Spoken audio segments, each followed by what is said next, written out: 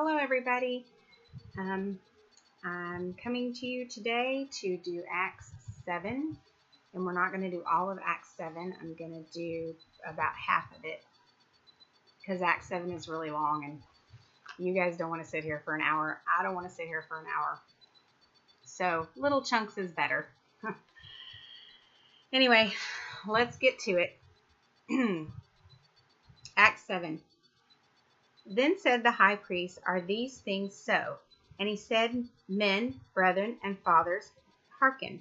The God of glory appeared unto our father Abraham when he was in Mesopotamia, before he dwelt in Charan, and said unto him, Get thee out of thy country, and from thy kindred, and come into the land which I saw shew thee. Then came he out of the land of Chaldeans, and dwelt in Charan, and from thence, when his father was dead, he removed him into this land wherein ye now dwell. And he gave him none inheritance in it, no, not so much as to set his foot on. Yet he promised that he would give it to him for a possession, and to his seed after him, when as yet he had no child. And God spake on the wise, that his seed should sojourn in this strange land, and that they should bring into them bondage, and entreat them evil 400 years. So, we're talking about Stephen, if you remember.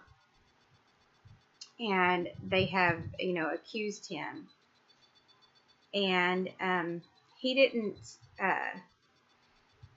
defend himself. Instead he took the offensive and decided to take the opportunity to kind of summarize the teachings of Jesus. So, I think it's important to remember that when we witness for Christ, we shouldn't ever be defensive about it, because that makes us not, show the love in a lot of ways that Jesus showed. Instead, go on the offensive. When we become defensive, we also sometimes can become angry and bitter, maybe. And so you'll definitely have people, saying things like, "You're not a very good Christian if you're going to act like that." So when people do accuse us or people do come up against us, it's best just to share our faith and love. Don't be angry. Don't become defensive. That will display what God is better than you trying to prove your point. Verse 7, And the nation to whom they shall be in bondage will I judge, said God, and after that they shall come forth and serve me in this place. So God's promise of blessings came with an equally sure promise of suffering. And, I think a lot of times people think that, when you become a Christian, your life is just dandy and great. And it's not. And, he doesn't say that we're going to have a perfect, wonderful, fabulous life. But he does say that there will be suffering and that we will suffer for him. When I got saved, I was 10, well, let me just put it this way. 10 days after I got baptized, my husband asked for a divorce. And it was like one thing after another was just hitting me, like boom, boom, boom, bad stuff, bad stuff, bad stuff. And so, it was a hard lesson for me because, I felt like, why isn't God on my side? And, it was put to me that he is on your side, but who's not on your side is Satan. And Satan is pretty ticked that you aren't his anymore. And that's why all these things are happening, but God still had me. And that's a pretty awesome reminder. Okay, verse 8. And he gave him the covenant of circumcision. And so Abraham begot Isaac and circumcised him the 8th day. And Isaac begot Jacob, and Jacob begot the 12 patriarchs. And the patriarchs moved with envy, sold Joseph into Egypt, but God was with him, and delivered him out of his afflictions, and gave him favor and wisdom in the sight of Pharaoh, king of Egypt. And he made him governor over Egypt and all his house. Now there came a dearth over all the land of Egypt and Canaan, and great affliction, and our fathers found no sustenance. But when Jacob heard that there was corn in Egypt, he sent out our fathers first. And at the second time Joseph was made known to the brethren, and Joseph's kindred was made known unto Pharaoh. Then sent Joseph and called his father Jacob to him, and all his kindred, 70 souls. So Jacob went down into Egypt and died, he and our fathers, and were carried over into Shechem, probably butchered that, sorry, and laid in the sepulchre that Abraham bought for a sum of money of the sons of Emor, the father of Shechem. But when the time of the promise drew nigh, which God had sworn to Abraham, the people grew and multiplied in Egypt. So what Stephen is doing here is he's kind of reviewing Jewish history and giving a clear testimony of God's faithfulness. Because even though there was failures, God was working out his plan. And we need to remember that God is always in control. Nothing surprises him. Nothing. He knows what's going to happen.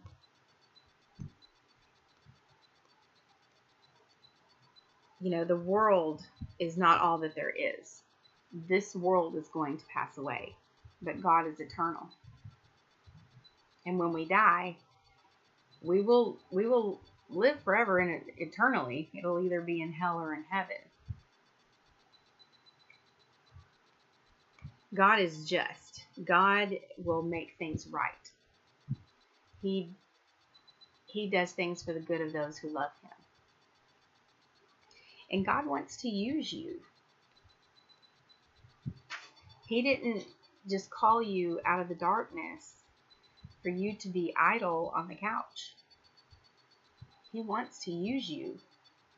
And I remember we talked about this in Acts 6. What are you to him? Are you a hand? Are you a foot? Are you an eye? Are you his mouthpiece? Let him use you. Has he used you today? Have you allowed him to use you today? There are opportunities all over the place. Okay, verse 18.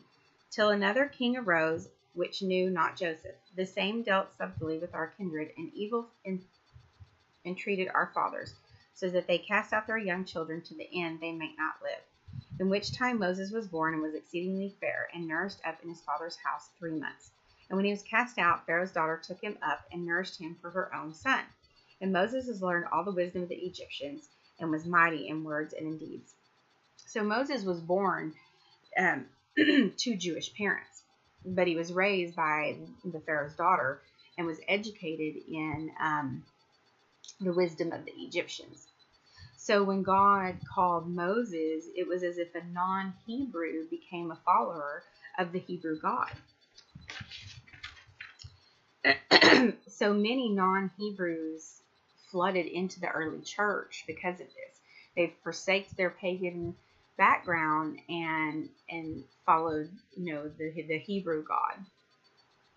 And this is all part of God's plan, and it really is amazing when we, stop and think about everything that has happened really is part of God's plan.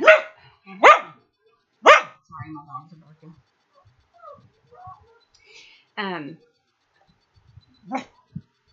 He knows what is going to happen down the road and can make concessions for it. He can look down on us and he can see Duke. He can hold on. He can see the past, the present, and the future all at once.